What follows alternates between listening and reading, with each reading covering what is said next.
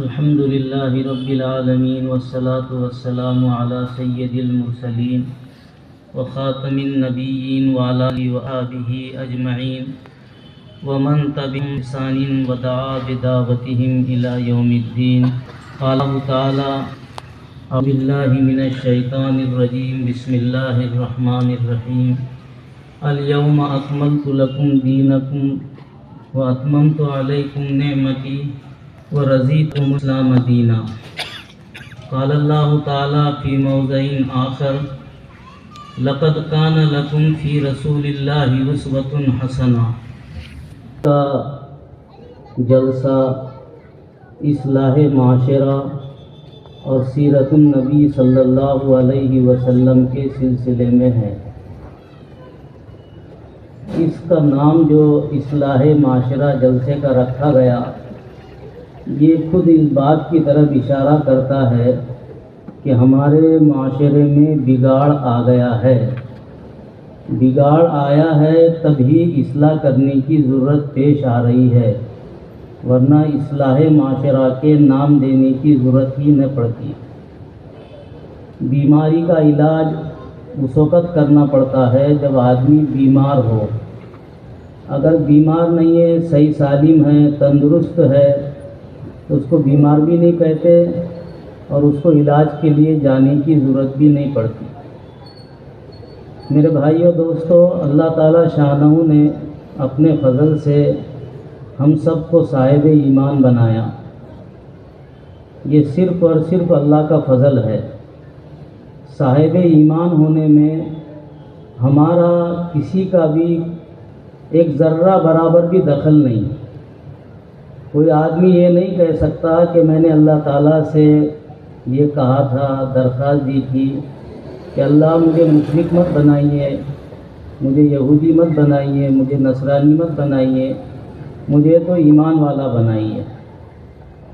ایسا ہم میں سے کسی نے بھی اللہ تعالیٰ سے نہیں کہا. ہم نے بھی نہیں کہا، ہمارے ابا جان نے بھی نہیں کہتے، ہمارے دادا جان نے بھی نہیں کہتے. اوپر کا اور سلسلہ اٹھا کے دیکھ لو تو کسی نے بھی ایسا کچھ نہیں کیا. یہ اللہ تعالیٰ نے محض اپنے فضل کرم سے ہمیں ایمان والے کے گھر پیدا کیا. یہ بہت بڑی دولت ہے میرے بھائیوں، اس سے بڑی کوئی دولت بھی نہیں ہے. اب اللہ نے اپنے فضل سے ہم کو ایمان دیا ہے تو اللہ کا ہم سے یہ مطالبہ ہے کہ میرے بندو، ایمان کا جو تقاضا ہے اب تم اس کو پورا کرو. یہ تمہاری ذمہ داری ہے. اور ایمان کا تقاضا کیا ہے میرے بھائیو؟ یا ایھا الذین آمنوا ادخلوا فی السلم کافہ. کیا ایمان والو، اسلام میں پورے داخل ہو جاؤ. اسلام نے ہر شعبے میں، ہر ڈپارٹمنٹ میں ہماری رہبری کی ہے. ہمیں راستہ بتایا ہے کہ تمہیں یہ کرنا ہے، ایسا ایسا کرنا ہے، ایسا ایسا نہیں کرنا ہے. یہ حلال ہے، یہ حرام ہے، یہ جائز ہے، یہ ناجائز ہے، یہ مکروہ ہے، یہ واجب ہے، یہ فرض ہے. یہ ساری چیزیں نبی کے ذریعے سے ہم کو بتایا ہے. ہمارا یہ ہے کہ ہم نے عبادات کے اندر تو دین کو اختیار کیا ہے. عبادات میں ہم اللہ اور رسول کی مانتے ہیں، اور سب عبادتوں میں بھی نہیں مانتے. کچھ عبادتوں میں پوری مانتے ہیں، کچھ میں آدھی مانتے ہیں، کچھ میں تھوڑی بہت مانتے ہیں. نماز کو لے لو تو نماز کے اندر ہم 100% اللہ کی مانتے ہیں. نماز کے بارے میں ہم پکے مسلمان، ایک دم 100% مسلمان. اس میں ہمارے مسلمانی کی کمی نہیں. یعنی جو نماز پڑھتے ہیں نا، ان کے بارے میں کہہ رہا ہوں میں کہ وہ نماز کو شروع سے لے کے آخر تک بدن کا پاک ہونا، کپڑوں کا پاک ہونا، سطر کا ڈھانکنا، وضو کرنا، قبلے کی طرف منہ کرنا، نیت کرنا، قیام کرنا، رکوع، سجدہ، السلام علیکم رحمۃ اللہ، السلام علیکم رحمۃ اللہ. پورے پکے مسلمان. اس میں 1% بھی اللہ کی نافرمانی نہیں کرتے. روزے میں چلے جاؤ تو روزے میں بھی پکے مسلمان، 100% پکے مسلمان، برابر سحری کا وقت جہاں ختم ہو رہا ہے اس سے 2-3 منٹ پہلے ہی جو ہے سحری ختم کر دیں گے، اور جب تک کہ مغرب کی اذان کی آواز سنائی نہیں دیتی یا اعلان نہیں ہوتا کہ روزہ کھولو، تو چاہے کتنی بھوک لگے کتنی پیاس لگے ہم روزہ نہیں کھولیں گے۔ گرمی کے رمضان ہے، خوب پیاس لگی ہوئی ہے، گھر میں اکیلے ہے، فریج لگا ہوا ہے، ٹھنڈا پانی ہے، لیکن ایک گھونٹ بھی، ایک پانی کا قطرہ بھی ہم نہیں پیئیں گے۔ تو روزے کے اندر بھی ہم 100% پکے مسلمان۔ اب چلو حج کے اوپر آتے ہیں، تو حج میں کچھ مسلمانی اور کچھ منمانی۔ کہاں سے منمانی شروع ہو جاتی ہے کہ جیسے ہی حج کا نمبر آ گیا، یہ حج سے نمبر نہیں آیا ابھی کوشش کر رہے ہیں، تو وہاں سے شروع کر دیتے ہیں کہ میں حج کو جا رہا ہوں، میں حج کو جا رہا ہوں، اور حج کا نمبر آ گیا تو پھر بیگ وغیرہ پر اس پر ابھی سے حاجی لکھنا شروع کر دیتے ہیں، اور پھر اس کے بعد میں نمبر آنے کے بعد میں دعوتوں کے سلسلے شروع ہوتے ہیں، دے دعوتوں پر دعوتیں، دے دعوتوں پر دعوتیں، اور آخر کے اندر کپڑوں کے جوڑے بھی شروع ہو جاتے ہیں، رومال اڑانا، عطر لگانا، پھولوں کے ہار ڈالنا، یہ بھی شروع ہو جاتا ہے۔ یہ حج فرض ہے، یہ سب اس میں ہم نے منمانی داخل کر دی ہے۔ نماز میں کچھ بھی نہیں، روزے میں کچھ بھی نہیں، حج میں شروع کر دی۔ اب جب یہاں سے منمانی شروع کر دیے حج کے سلسلے میں، یہاں سے اللہ کے احکامات کو توڑنا، رسول پاک صلی اللہ علیہ وسلم کے طریقوں کے خلاف کرنا یہاں سے شروع کر دی ہم نے، تو پھر وہاں کا حج کیسا صحیح ہوگا ہمارا؟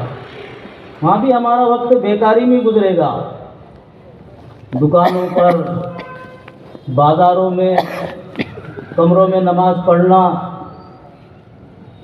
پھر وہاں سے بھی ہم جو وہاں کی نورانیت، وہاں کی برکات وہ لے کر نہیں آئیں گے۔ پہلے زمانے میں جو لوگ حج کو جایا کرتے تھے نا، بڑے اخلاص کے ساتھ جایا کرتے تھے، موت کی تیاری کے ساتھ جایا کرتے تھے، کفن اپنے ساتھ میں لے جایا کرتے تھے، اور جب حج سے واپس آتے تھے تو پھر وہ دنیا کو ہاتھ نہیں لگاتے تھے۔ میں نے اپنے نظروں سے دیکھا ہوں ایسے حاجیوں کو کہ پھر وہ واقعی حاجی تھے۔ آج کا حاجی تو میرے بھائیوں جب وہ فارغ ہو رہا ہے حج سے تو وہیں داڑھی مونڈ رہا ہے، جو ایسی مقدس جگہ اللہ کے نبی کے طریقے کو وہیں وہ مونڈ رہا ہے۔ یہ حج کا حال ہوتے جا رہا ہے، اور یہاں آنے کے بعد بھی پھر وہی زندگی جو پہلے کی، حج سے پہلے کی، بعد میں آنے کے بعد بھی وہی زندگی ہے۔ میں نے اپنے آنکھوں سے ایسے منظر دیکھا ہوں کہ حج سے آنے کے بعد بھی گنپتی کے جلوس میں ناچے ہیں وہ حاجیوں نے۔ میں اللہ کو حاضر ناظر جان کے کہہ رہا ہوں، میں نے اپنی آنکھوں سے دیکھا ہوں۔ اور ایک تو ہمارے گاؤں کا نام نہیں لیتا میں، حج کو گئے تو ڈھول تاشوں کے ساتھ میں ان کی شرکت جو ہے ریلوے اسٹیشن تک لائی گئی۔ اب جب ایسی لایانی کے ساتھ میں حج کو جا رہے ہیں تو وہاں سے کیا لائیں گے وہ؟ جب حج کر کے واپس آئے تو بمبئی سے فون لگا دیا بیٹوں کو کہ بیٹا پھر ویسے ہی انتظام کرنا جیسا جاتے ٹائم میں کیے تھے۔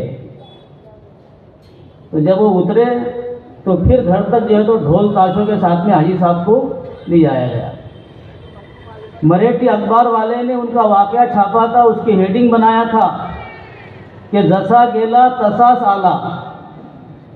ناگپور والے مراٹھی کچھ سمجھتے ہوں گے نا، جسا گیلا تسا سالا، جیسا گیا تھا ویسے ہی آیا، کوئی سدھرنے کا نام نہیں۔ حج کے معاملے میں ہم نے ایسا کیا کہ اس میں کچھ اللہ رسول کی مانتے ہیں اور کچھ منمانی کرتے ہیں، میں ان لوگوں سے درخواست کروں گا، ہاتھ جوڑ کے درخواست کروں گا جو عمرے کو جاتے ہیں، حج کو جاتے ہیں، اور اس سے پہلے جو دعوتوں پر دعوتیں، کپڑوں پر کپڑے، رومالوں کا اڑانا، پھولوں کے ہار پہننا، میرے بھائیوں یہ اسلامی چیز نہیں ہے۔ دنیا جس رو میں بہہ رہی ہے، کوئی کچھ بھی کر رہا ہے، ہم بھی ویسے ہی کرتے بیٹھے۔ اچھے اچھے لوگ، پڑھے لکھے لوگ بھی کچھ کرتے ہیں ایسا نہیں۔ ہم کو ہر معاملے میں اللہ کے رسول کا طریقہ دیکھنا چاہیے کہ اللہ کے رسول کا طریقہ کیا ہے۔ نکاح کو لے لو، نکاح بھی عبادت ہے۔ النکاح من سنتی، اللہ کے رسول فرما رہے نکاح میری سنت ہے، نکاح عبادت ہے۔ حدیث میں آتا ہے کہ جو آدمی شادی سے پہلے 1 رکعت نماز پڑھتا ہے، 1 رکعت نماز تو نہیں ہوتی، 2 رکعت ہوتی کم سے کم، تو 1 رکعت پر اس کو 83 رکعت کا ثواب ملتا ہے، اور 2 پڑھتا ہے تو 83 اور 83 جوڑ لو کتنے ہوتے ہیں۔ نکاح سے پہلے 1 رکعت کا ثواب 1 رکعت کے برابر، اور نکاح کے بعد میں 1 رکعت پر 83 رکعت کا ثواب ملتا ہے۔ اس سے کیا معلوم پڑا کہ نکاح عبادت ہے، اور بھی بہت سارے فضائل نکاح کے بارے میں آئے۔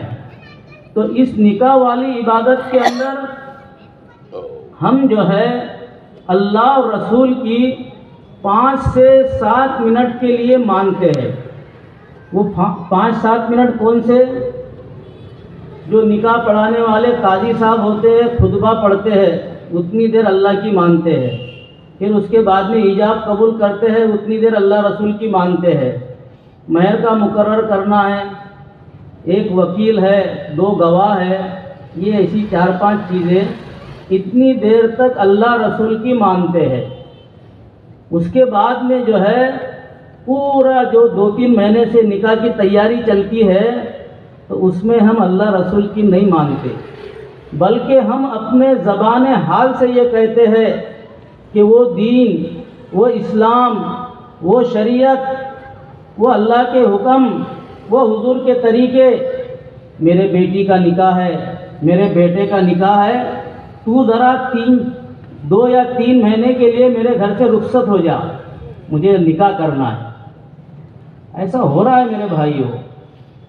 اللہ کے رسول کے نکاح دیکھو، اللہ کے رسول نے اپنے نکاح کیسے کیے، اللہ کے رسول نے اپنے بیٹیوں کے نکاح کیسے کیے، کتابوں میں پڑھو، دیکھو اس کو۔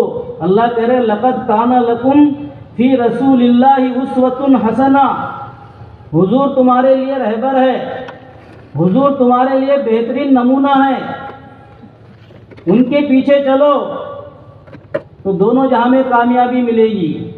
ان کا طریقہ چھوڑو گے، مشکلوں میں پھنسو گے، پریشانیوں میں پھنسو گے، ہائے ہائے کرو گے۔ ان کے طریقے میں راحت ہے۔ الدین یسر، دین آسان ہے، تو دین پر چلنا بھی آسان ہے۔ ایسا ہو نہیں سکتا کہ دین تو آسان ہو اور دین پر چلنا مشکل ہو۔ دین سے ہٹو گے تو مشکلیں ہیں، دین پر چلو گے تو آسانیاں ہیں۔ آپ جو ہے حضور پاک صلی اللہ علیہ وسلم کی نکاح دیکھ لیجئے۔ آپ صلی اللہ علیہ وسلم کے زمانے میں سب سے آسان چیز وہ نکاح تھی، اور سب سے مشکل چیز وہ زنا تھی۔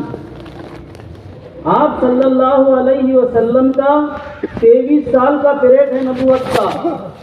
اس پورے 23 سال کے عرصے کے اندر مسلمانوں کے معاشرے کے اندر زنا کا 1 کیس ملتا ہے۔ ذرا میری بات کو آپ غور سے سنیے۔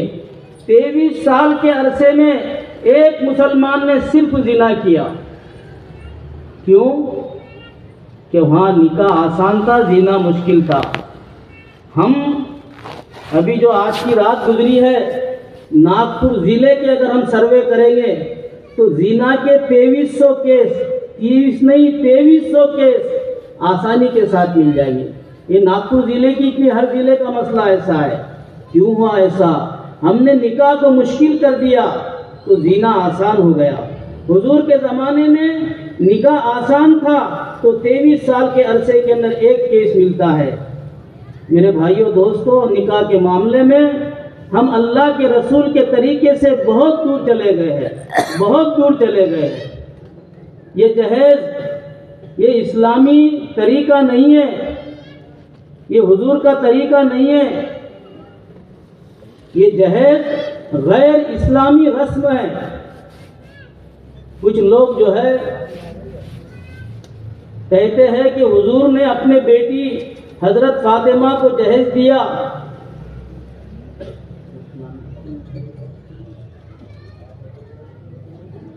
حضور کو 4 بیٹیاں تھیں، وہ 3 بیٹیوں کے بارے میں تو کچھ ملتا ہی نہیں، حضرت فاطمہ کے بارے میں ملتا ہے، لوٹا ہے، چکی ہے، بستر ہے، تکیہ ہے اور ایسی 2-4 چیزیں ہیں، اور بیٹیوں کے بارے میں تو ایسا ملتا نہیں ہے جہیز کا۔ نبی ناانصافی نہیں کرتا ہے، ظلم نہیں کرتا ہے نبی، 1 کو دیا 3 کو نہیں دیا۔ بات سمجھ رہے کہ نہیں سمجھ رہے آپ؟ تو حضرت فاطمہ رضی اللہ تعالی عنہا کے بارے میں جو جہیز کے بارے میں ہم کہتے ہیں، یہ ہماری غلط فہمی ہے۔ وہ جو سامان لیا گیا تھا وہ حضرت علی کے ہی پیسے تھے۔ اس کی تفصیل یہ ہے کہ جب حضرت علی رضی اللہ تعالی عنہ کے نکاح کا وقت قریب آیا تو آپ صلی اللہ علیہ وسلم نے حضرت علی سے پوچھا کہ تمہارا نکاح ہونے والا ہے، کیا تمہارے گھر میں کچھ تمہارے آنے والی دلہن کے لیے گھر بسانا ہے تو کچھ ساز و سامان ہے گھر کے اندر؟ کہ اللہ کے رسول میں بچپنے سے آپ کے ساتھ میں ہوں، یقین ہو گیا آپ کے ساتھ میں تھا، میں تو کچھ بھی نہیں ہے میرے پاس میں، گھر میں سامان بھی نہیں ہے، گھر بھی نہیں ہے میرے پاس۔ تو اللہ کے رسول نے فرمایا کہ تمہارے پاس میں وہ زیرہ جو جنگ بدر میں تم کو ملی تھی وہ ہے نا؟ کہ ہاں وہ تو ہے۔ تو جاؤ بازار میں جا کے اس زیرہ کو بیچو، اس کے پیسے لاؤ۔ اب حضرت علی جو ہے وہ زیرہ بیچنے کے لیے بازار میں جانے لگے تو سامنے سے حضرت عثمان رضی اللہ تعالی عنہ تشریف لائے۔ پوچھا علی کہاں جا رہے؟ تو کہ بھائی نکاح کی تاریخ قریب آ گئی ہے، گھر میں کوئی ساز و سامان نہیں، تو حضور نے زیرہ بیچ کے پیسے لانے کو کہا ہے، تو کہ زیرہ ہمارے ہاتھ بیچو گے؟ تو حضرت علی نے کہا ہم کو تو بیچنا ہی ہے، تمہارے ہاتھ کی بیچیں گے۔ کہ کتنے کی بیچیں گے؟ فرمایا 200 درہم کی۔ تو حضرت عثمان نے فرمایا کہ نہیں ہم 400 میں لیں گے۔ بیچنے والا کتنے میں کہہ رہا؟ بیچنے والا کتنے میں کہہ رہا؟ 200 میں، اور خریدنے والا 400 میں۔ ہمارے جیسا ہوتا اور کوئی چیز ہمارے سامنے لاتا کہ بھئی شادی کا موقع ہے اس کا، وہ 200 میں بول رہا تو ہم کتنے میں مانگتے تھے؟ ادھر دیکھو آپ میرے طرف، صدر صاحب کو تو بہت دیر سے دیکھ ہی رہے تھے آپ۔ ہم کتنے میں مانگتے؟ ہاں 150 میں، میں سمجھتا ہوں 100 میں مانگتے تھے۔ وہ ہمارے طرف کہاوت ہے نا کہ کسی کی گری دیوار اور کسی کو لگا کام۔ تو 400 درہم میں بیچے زیرہ اور پیسہ لے کے حضرت علی جانے لگے۔ چند قدم چلے تھے کہ حضرت عثمان نے آواز دی۔ دیکھو بہت اہم بات میں آپ کو بتا رہا ہوں، اگر اس کو بیچ میں نہیں سمجھیں گے آپ تو پھر بولیں گے کہ حضور نے جہیز دیا، حضور نے جہیز دیا، جہیز دینا سنت ہے۔ تو حضرت عثمان نے فرمایا کہ علی تمہارا ہمارا معاملہ ایک مکمل ہو گیا تھا، ہم نے تم کو 400 درہم دے دیے، تم نے زیرہ دے دی، معاملہ پورا ہو گیا۔ اب یہ زیرہ جو ہے ہماری طرف سے تم کو ہدیے کے اندر۔ تو حضرت علی جو ہے 400 درہم اور وہ زیرہ لے کر نبی پاک صلی اللہ علیہ وسلم کی خدمت میں پہنچے۔ حضرت عثمان کا سارا واقعہ سنایا۔ اللہ کے نبی صلی اللہ علیہ وسلم نے حضرت عثمان کو جان مال میں برکت کی دعا دی۔ اب وہ 400 درہم جو تھے اس سے یہ گھر کا سامان خریدا۔ میں آپ سے پوچھتا ہوں کہ یہ حضور نے جہیز دیا کہ وہ زیرہ کے پیسے تھے؟ یہ بولو بھائیو، زیرہ کے پیسے۔ اب اس کو ایسا لیا کہ جوڑنا کہیں کیا کہیں۔ تو اسلام میں جہیز نہیں ہے۔ اسلام کے اندر بیٹی کو وراثت میں سے اس کا حصہ دینا چاہیے، جائیداد میں سے اس کا حق دینا چاہیے۔ قرآن نے پورے تفصیل کے ساتھ بیٹی کا کتنا، بیٹے کا کتنا، بہن کا کتنا، بھائی کا کتنا، پورا تفصیل کے ساتھ میں بیان کیا۔ ہم میرے بھائیوں رسمی رواجی مسلمان ہیں، حقیقت میں ہم قرآنی مسلمان نہیں ہیں۔ ہمارے رواج میں بیٹی کو جہیز دینا ایک ہم نے طے کر لیا ہے، بس رسم کے مطابق چل رہے ہیں۔ قرآن کہہ رہا ہے کہ جائیداد میں سے اس کو حصہ دو، وہ نہیں کریں گے۔ قرآن کا حکم نہیں مانیں گے، جو رسم و رواج ہے اس کا حکم مانیں گے۔ تو رسمی مسلمان ہوئے کہ قرآنی مسلمان ہوئے ہم؟ ذرا سوچنا میرے بھائیوں۔ اور عام طور سے رواج ہمارے معاشرے میں یہ ہے کہ بیٹیوں کو اور بہنوں کو حصہ نہیں دیتے ہم۔ سمجھ لو، اگر بیٹیوں کو حصہ نہیں دیا اور وہ بیٹیوں کا حصہ بیٹوں کے جائیداد میں، مال میں، ان کے کاروبار میں گھومتا رہا، ان کا پورا کاروبار وہ ناجائز ہے، اس میں ناجائز پیسہ گھوم رہا ہے۔ اس لیے جن لوگوں کو یہ یقین ہو، ایسا لگتا ہو کہ میرے مرنے کے بعد میری پوری جائیداد بیٹے ہڑپ کر لیں گے، میرے بیٹیوں کو نہیں دیں گے، اس کو چاہیے، اس کے اوپر ضروری ہے کہ وہ اپنے زندگی میں